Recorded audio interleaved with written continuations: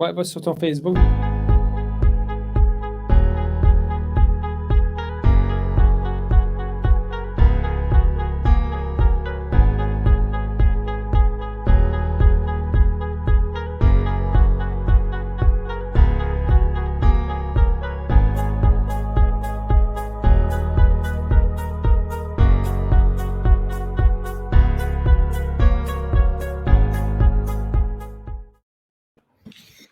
Hey, salut Félix, premièrement. Salut les gens qui vont être aujourd'hui. Bonne année 2021 à tout le monde. On est de retour avec le Jumeau Show en 2021. On pensait que 2020 allait être l'année la plus difficile qu'on a vécue. 2021 s'annonce à être pas mal rock'n'roll de ce qu'on a vu dans les derniers jours. Mais c'est peut-être juste un soubresaut, rien de plus que ça. On verra ce que 2021 nous réserve. Actualité, premièrement, les gens qui se demandent à l'immobilier, est-ce que ça continue pendant cette période de couvre-feu, de confinement, de COVID, de tout ça? Et oui, ça se continue. Puis Félix va peut-être pouvoir nous entretenir un petit peu sur comment ça peut se continuer notre travail dans le contexte actuel. Dans ce show aussi, en passant, Félix est là. Pas seulement parce que c'est quelqu'un de mon équipe, c'est quelqu'un qui a beaucoup à raconter. Ça fait longtemps que je veux l'avoir avec moi sur les entrevues. Beaucoup de gens se demandent c'est qui Félix, qu'est-ce qu'il fait, de où est-ce qu'il vient. Il n'est pas vieux, il a du succès. Fait qu'on va parler de tout ça aujourd'hui. Je m'excuse, je vais éteindre mon téléphone pour me faire déranger. Fait que Félix, merci d'être là. Bien content de te voir aujourd'hui avec nous autres finalement. Donc, avant d'aller plus loin, Félix, pour faire de l'immobilier présentement avec les normes gouvernementales, comment ça se passe? Bonjour tout le monde, Félix Rivet, je suis courtier immobilier de l'équipe Tardif. Je travaille avec Maxime depuis maintenant 5 ans. Bon, qu'est-ce qui se passe aujourd'hui avec l'immobilier? C'est un service essentiel. On a vu la même chose qu'en mars dernier, lorsqu'il y a eu un confinement. On a été arrêté un petit peu, mais on a été considéré comme service essentiel. On le sait. Donc, ce qu'il faut savoir, c'est qu'on peut continuer à faire de l'immobilier, du courtage immobilier, tout en respectant le couvre-feu, mais on va pouvoir aller faire des visites tant qu'on respecte les normes de salubrité et de sécurité sanitaire. On va pouvoir continuer, donc que ce soit par, oui, physiquement, mais on va aussi mettre plus donner de l'importance à nos outils technologiques, en fait, qui nous permettent de faire les choses à distance, comme la signature électronique, les visites virtuelles, les conférences Zoom aussi. Donc, voilà, on continue. Good. Ben, merci Félix. Donc, pour les gens qui se demandent est-ce que c'est le temps d'inscrire une propriété quand même, bien, effectivement, on peut toujours inscrire votre propriété, faire des visites, évidemment, les visites libres. Il n'y en a plus présentement de ça. C'est toujours délicat parce qu'il y a des propriétés, des fois, qu'on met sur le marché qui ont beaucoup d'engouement, puis on se retrouve à devoir faire des créneaux horaires de visite. Les gens, il faut faire attention pas trop qu'ils se croisent. Il ne faut pas que les visites soient trop longues. Fait que ce marché, encore pour les acheteurs, qui représente certains défis. Pour les vendeurs, bien, il y a encore un petit peu, quand il y a un produit en demande, il y a encore le beau jeu parce qu'évidemment, ils vont avoir juste une file devant chez eux qui attend pour visiter. Et ça augmente un peu. Ça devient impressionnant pour les acheteurs qui sont en compétition parce qu'il y a plein de monde attendre pour visiter une maison. Alors que peut-être dans le même contexte, il y a 1 an, alors qu'il n'y avait pas la COVID, ben, les gens, c'était plus discret un peu. Ils visitaient tous en même temps, puis c'était plus simple un peu. Mais bref, on continue à avoir beaucoup de bonnes transactions qui se passent. On a mis un multilogement à vendre récemment où on a eu 13 promesses d'achat, pas plus tôt que la semaine dernière. Donc, le marché de janvier reprend tranquillement. Communément, janvier, février, là, c'est toujours un petit peu plus en démarrage de début d'année. Ça ressemble un petit peu à ça. C'est pas la folie, ça va bien, mais c'est pas la folie. Donc, c'est un bon moment pour remettre les bases puis réfléchir à sa business pour 2021. Puis je pense dans beaucoup de domaines également. Félix, pour les gens qui ne te connaissent pas, premièrement, la question sur toutes les lèvres, je ne sais pas si vous voulez y répondre, mais tu as quel âge? Oui, il n'y a pas de problème. J'ai 23 ans. Je me sens pas comme ça. J'ai 23 ans. Puis, tu as commencé l'immobilier à quel âge encore? Ben, en fait, si je me rappelle bien, j'étais au collège de l'immobilier, j'avais 17 ans. J'ai eu ma licence, mon permis de courtier immobilier de l'OACQ, j'avais 18 ans. Donc, j'ai commencé dans l'immobilier, dans le courtage à 18 ans.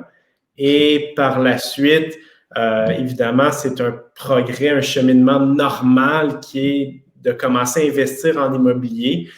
Donc, j'ai acheté ma première propriété en 2017, j'avais 20 ans. Good. Parlons un petit peu de ton background, Félix. C'est drôle parce que il y a une histoire entre nous deux, comment on s'est rencontrés, mais tu viens de Mont-Laurier. Ton père est policier, il vient de prendre sa retraite, il était policier.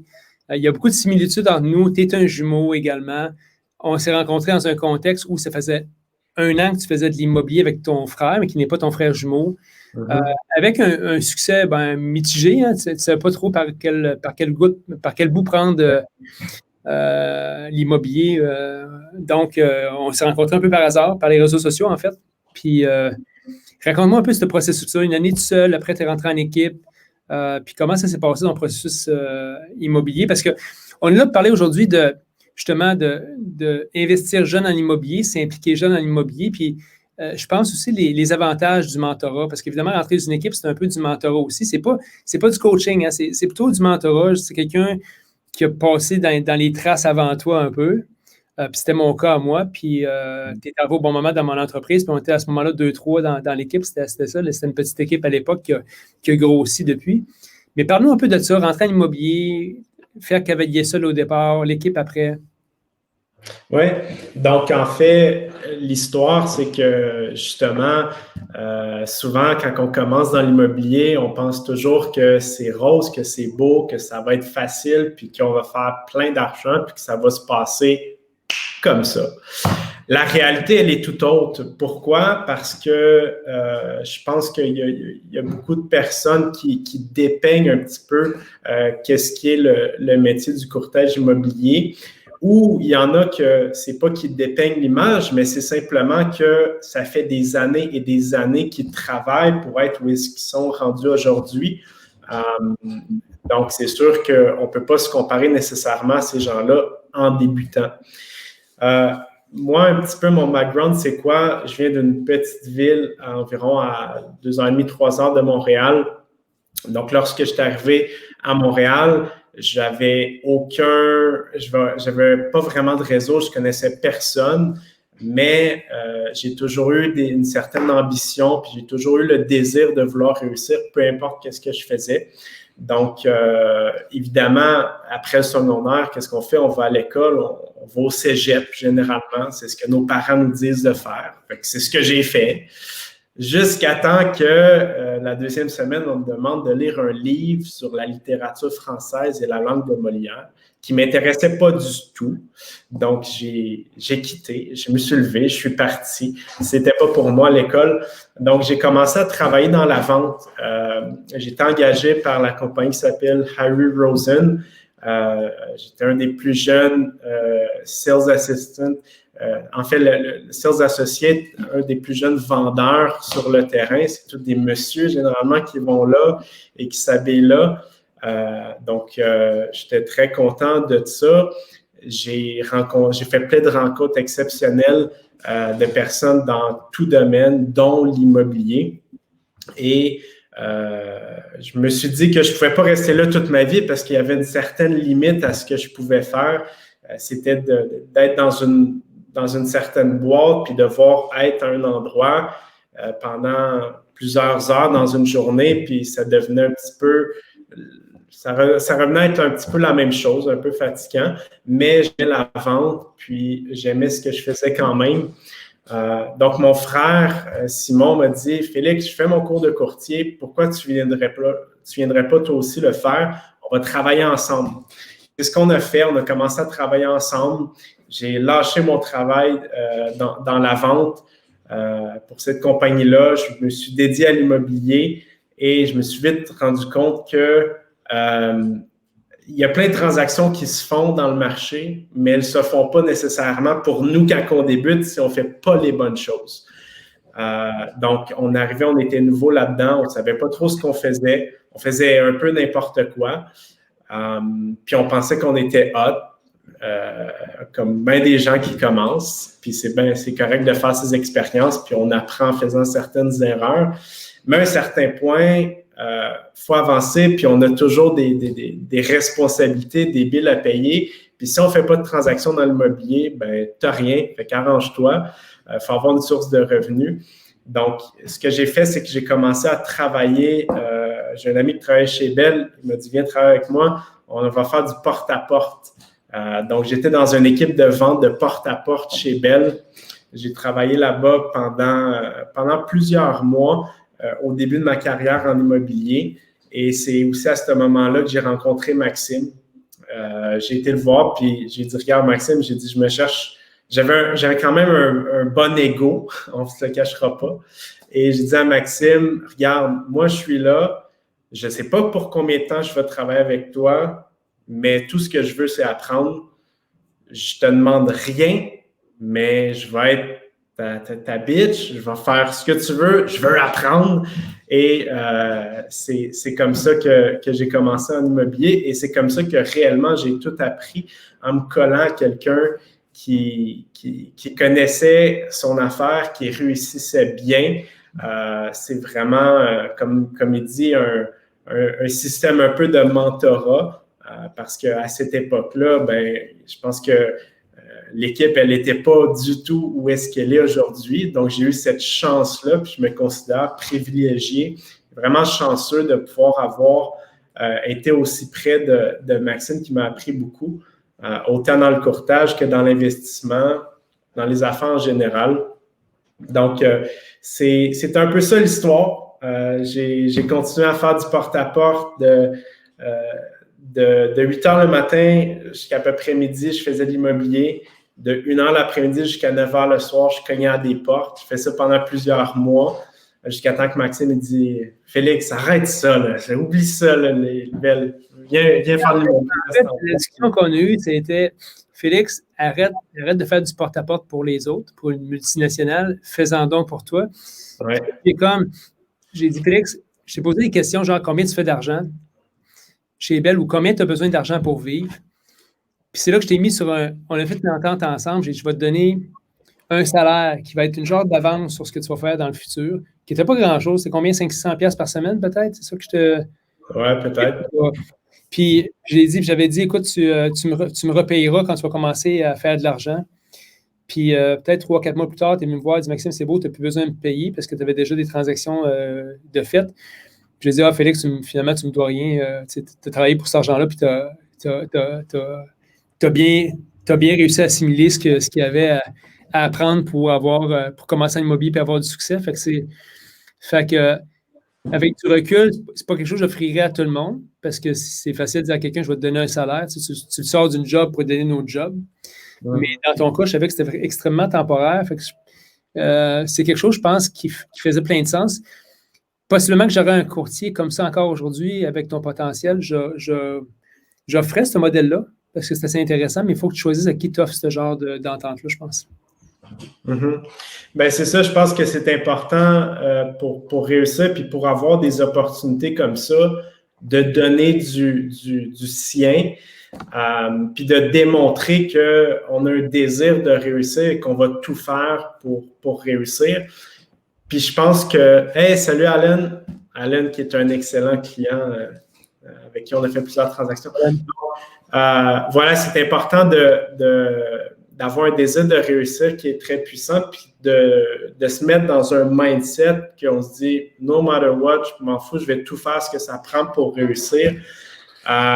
Puis j'avais ça parce que quand je suis arrivé, tu sais, souvent les gens peuvent penser que parce que je suis jeune, ben j'avais quelqu'un en arrière de moi. Non, j'ai eu des excellents parents, j'ai manqué de rien. Mais quand je suis arrivé ici, dans la région de Montréal, j'habitais à Sainte-Thérèse. Je couchais sur un matelas gonflable dans un appartement dégueulasse. En dessous de chez moi, c'était des drug dealers qui habitaient là. Le voisin à côté, il battait sa femme. Fait que c'est là que je pense que c'est important de souffrir dans un certain sens, puis parce que faut voir les deux côtés de la médaille. Les personnes qui ont juste vécu des belles situations, ben peut-être qu'ils ne sont pas nécessairement autant motivés à avancer puis à aller chercher un certain niveau de confort pour eux puis pour leur famille.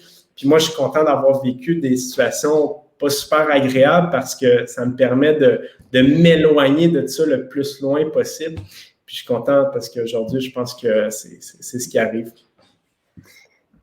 Félix, tu as commencé à investir jeune en immobilier aussi. Tu avais quel âge, quand tu as acheté ton premier immeuble? Raconte-nous un petit peu ce parcours-là de ton premier immeuble. Donc, j'avais 20 ans en 2017. J'ai acheté un triplex à Montréal, donc dans Ville-Marie. Et cet immeuble-là, premièrement, il m'a toujours intéressé. Maxime, il a été plus vite que moi. C'est lui qui l'a acheté au début. Finalement, je lui ai racheté. Mais ce secteur-là, il m'a toujours intéressé. Je trouvais que c'était un secteur qui avait plein de potentiel. Et l'immeuble aussi. Il y avait 2 locataires au début dans cet immeuble-là qui payaient absolument rien. Ils payaient 340 et 350 $ par mois pour des logements à Montréal, aux côtés d'un métro dans Ville-Marie. C'est quand même... ça n'arrive pas souvent, mais bon, c'était certainement pas avec ces revenus-là que j'allais être capable de payer la propriété puis les dépenses. Donc, j'ai rajouté un logement au sol. J'ai fait un beau loft qui a toujours été loué depuis le début. Et j'ai rénové un logement au complet. Par la suite, bon, j'en suis venu à rénover toutes les unités de cette propriété-là qui a été transformée en 4 logements. Et voilà, maintenant, le dernier logement vient juste d'être libéré, qui me reste à rénover. Donc, c'est un peu ça l'histoire. Puis, je pense que à cette époque-là, c'était un deal normal. C'était pas un steal qu'on appelle, ou c'était pas j'ai pas payé. J'ai payé un prix qui était correct, qui était bon, mais pas extravagant, extraordinaire. Mais je suis content d'avoir vu qu'avec les années, oui, vous allez me dire qu'on a vécu des excellentes années en immobilier depuis les derniers temps, mais quand même, j'ai vu l'appréciation du marché, j'ai bénéficié de l'appréciation du marché, j'ai bénéficié de la capitalisation à chaque mois, j'ai bénéficié d'un cash flow de mes locataires, j'ai bénéficié également d'une plus-value qui a été ajoutée par des rénovations. Donc, si on me demande pourquoi l'immobilier, ben c'est pour toutes ces raisons-là, parce qu'il y a tellement de façons de rendre une propriété rentable et c'est tellement malléable, contrairement à d'autres investissements où est-ce qu'on n'a pas un mot à dire puis qu'on ne peut pas rien faire. L'immobilier, il y a trop de façons de pouvoir rendre ça intéressant, rentable. Donc, c'est pour ça que j'adore l'immobilier. C'est pour ça que tantôt, tu disais c'était pas le deal du siècle. C'est bizarre en immobilier. Tu ne sais jamais quand c'est le deal du siècle parce que c'est souvent un an plus tard que tu te rends compte du deal que tu as fait. Puis, moi, ce qui est important quand on fait des transactions immobilières, surtout avec des gens que tu connais, c'est que tout le monde fasse une bonne affaire. Tu sais, moi, à cette époque-là, je n'avais pas cherché à vendre l'immeuble au maximum du marché. J'avais mis un toit neuf sur l'immeuble pour que tu aies une sécurité là-dessus. J'avais dit, regarde, je vais faire un deal qui était vraiment fair et honnête. Mais ce que je suis content, c'est que tu as fait pas mal. C'est un immeuble, je n'avais pas le temps de m'occuper à cette époque-là. J'avais trop d'affaires, trop d'immeubles qui roulaient, des logements à m'occuper. J'ai pris la décision de te le vendre à ce moment-là, mais tu as fait beaucoup mieux que moi-même j'aurais fait avec cet immeuble-là, parce que c'est impressionnant, les rénovations que tu as faites, des belles rénovations, des belles unités, bien louées.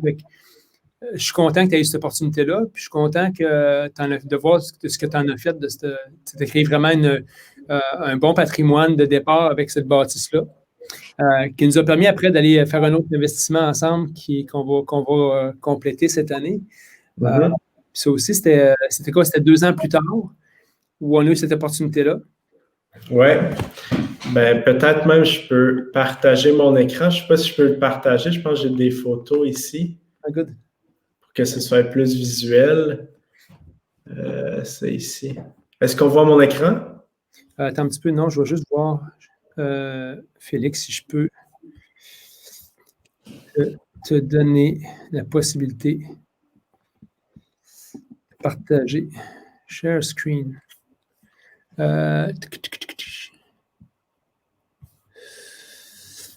Je ne sais pas comment, Félix, je fais pour partager ton screen à toi. Donne-moi un petit peu.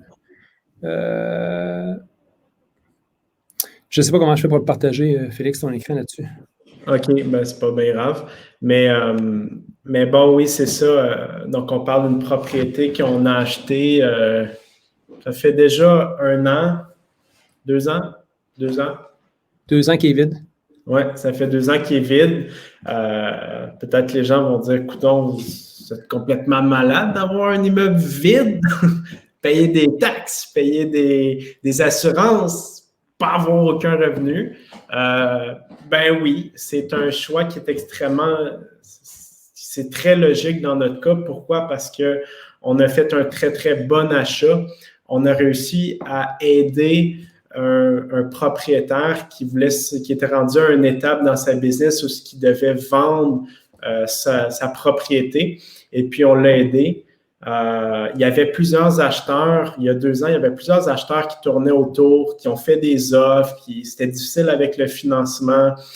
Donc, finalement, Maxime puis moi, on a décidé de lui faire une offre qui était très avantageuse pour nous, mais qui finalement était aussi très bonne pour lui parce que c'était peut-être pas le maximum du marché, mais c'était une façon qui était assurée qu'il allait pouvoir se débarrasser de cette propriété-là et que nous, on allait pouvoir lui donner une nouvelle vie puis faire un beau projet pour des futurs occupants, des futurs locataires du quartier. Donc, je pense qu'il y a beaucoup de gens qui viennent nous voir en tant que courtier puis qui nous disent « Maxime, Félix, je veux un bon deal, je veux avoir un deal exceptionnel. » Mais la question qu'on a toujours pour eux, c'est « OK, mais c'est quoi tes conditions? » Parce que pour faire des deals exceptionnels, je pense que c'est donnant-donnant. Il faut que toi aussi, tu sois prêt à en donner. C'est quoi les conditions que tu vas y offrir? Le financement, est-ce que tu mets un financement ou tu payes comptant la propriété? Est-ce que tu vas faire une inspection? Est-ce que tu vas gosser? Comment est-ce que tu peux avantager le vendeur pour qu'il ait tout ce qu'il veut et qu'il soit prêt à laisser une certaine partie financière de côté? Donc, c'est ce qu'on a fait et encore à ce jour, on est en très bon contact avec le propriétaire et puis je pense qu'il est toujours très content du deal qu'il a fait puis il est content de voir aussi qu'on va donner une nouvelle vie à son immeuble. Donc, ouais, c'est un peu le gamble qu'on a fait, c'est qu'on tient un immeuble vide depuis 2 ans parce que c'est un projet compliqué. Et puis pourquoi il faut juste mettre en lumière également que les conditions avantageuses qu'on a données aux clients, c'est parce que c'est pas tout le monde qui peut acheter cet immeuble-là. C'est un ancien industriel léger avec des potentiels questionnements au niveau de tests environnemental puis tout ça. Puis nous, avec l'expérience qu'on a, c'était moins un enjeu pour nous. Fait qu'on a décidé de faire le choix d'acheter ce projet-là, de le vider, parce qu'évidemment, on voulait l'amener à la charpente, parce que c'est vraiment particulier comme espace, c'est magnifique, c'est super bien placé, mais il méritait beaucoup de réflexion à savoir qu'est-ce qu'on voulait faire avec. Fait on a passé après 2-3 projets qu'on a cogité là-dessus pour finalement en arriver à un projet qui a été déposé à la Ville de Montréal. Ça, c'est l'immeuble en question. Il n'est pas très beau, mais Félix peut peut-être montrer ce que ça va être. Je montre le pire. Hein? Je montre le pire. Donc, voici ce que ça va avoir l'air. Fait que voici ce que ça va être l'unité. Fait que ce que ça va compter, en fait, là-dedans, c'est 5 lofts résidentiels, un espace commercial. C'est à peu près 50 mètres d'un métro. Fait qu'on est pas mal excité de ce projet-là. Fait qu'aussitôt que mon projet de la rue Saint-Hubert se termine dans les prochaines semaines et qu'on a les autorisations de la ville, bien, on avance ce projet-là. Fait qu'on est bien excité par rapport à ça. Ce qui est fun avec l'investissement immobilier, laisse beaucoup de place à la créativité. Hein? Puis moi, c'est ce qui me branche aussi dans l'immobilier, c'est la créativité, comment aménager les espaces, comment les optimiser. Comme le loft que Félix a fait au sous-sol de son immeuble. Pas grand monde y aurait pensé, mais c'est vraiment un super loft qu'il a fait et qui se loue très, très cher. Fait que c'est la beauté de l'investissement immobilier, c'est que ça donne toute place à justement avoir assez de flexibilité et de créativité dans ce qu'on fait. Félix, question pour toi. En 2021, si tu commençais en immobilier en 2021, comment, tu n'as aucune transaction de fait, tu n'as rien, comment tu arriverais à tirer ton épingle du jeu comme nouveau courtier? Puis là, sais, on voit de tout. Les réseaux sociaux, présentement, ça roule beaucoup. On ne sait pas qui a du succès, qui n'en a pas. C'est un peu, c'est une drôle de bébite parce qu'on peut mettre tout ce qu'on veut là-dessus. Mais à force d'expérience et de tout ce que tu as vu, si tu étais à recommencer à zéro demain matin en 2021, qu'est-ce que tu ferais? Ben, moi, je pense que je ferais exactement ce que j'ai fait il y a 5 ans. C'est que j'analyserais qui sont les meilleurs courtiers et qui sont les vrais meilleurs courtiers. Parce que tout le monde dit qui est le meilleur, tout le monde c'est des numéros 1, mais j'irais dans mon secteur, dans mon marché, bon, c'est qui la meilleure personne qui pourrait m'aider? Qui est-ce que je pourrais aller apprendre d'eux? Donc, c'est de se trouver un mentor et, selon moi, et de le suivre, de faire tout ce qu'il dit de faire et d'apprendre, de mettre son ego de côté pour un certain moment et puis de vraiment d'apprendre. Et puis, c'est comme ça que vous allez pouvoir, selon moi, être en mesure d'ici quelques mois, ben, faire plusieurs transactions par vous-même puis pouvoir vous débrouiller à aller représenter des acheteurs ou des vendeurs pour des transactions.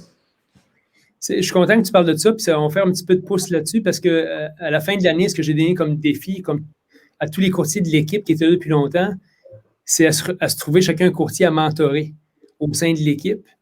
Puis tu es un des courtiers, justement, à qui j'ai donné le défi de trouver quelqu'un qui était à ta place, qui était là où tu étais il y a 5 ans. Puis prendre ce courtier-là sur ton aile, l'amener au sein de l'équipe pour l'aider à évoluer puis avoir du succès lui aussi en immobilier. Si tu avais un courtier à trouver, ce serait quoi les paramètres de base que tu aurais besoin? Si tu aurais 5 caractéristiques à cette personne-là à mettre de l'avant, puis tu reçois des CV, puis c'est quoi les 5 choses que tu veux recevoir, que tu veux voir sur un CV ou sur une application? Oui, ben en fait, moi, la personne que je chercherais, c'est quelqu'un qui a un désir d'apprendre, qui est très grand, qui veut réussir et qui est prêt à faire tout ce qu'il faut et qui est prêt à être disponible et mettre les heures. Parce que oui, c'est bien de travailler intelligemment, mais à la fin, je veux dire, il faut mettre du temps, il faut mettre des efforts et puis la réussite ne se fait pas nécessairement facilement dans la vie. Tout ce qui prend du temps à construire, en fait, tout ce qui est grand prend beaucoup de temps à construire. Donc, je pense qu'il faut avoir quelqu'un qui est très disponible. Tu sais, nous, ce qu'on fait, c'est un petit peu tout le temps, à tout moment. Je veux dire, il y a toujours quelque chose à faire. Il y a toujours un vendeur qui a besoin de vendre, un acheteur qui a besoin d'acheter. Et entre tout ça, tous les problèmes qu'il y a à gérer, qui sont dans notre couple parce que c'est notre travail. Donc, je pense que ça prend quelqu'un qui a vraiment faim, qui veut apprendre, qui est prêt à mettre son ego de côté et puis et qui n'a pas peur de la réjection.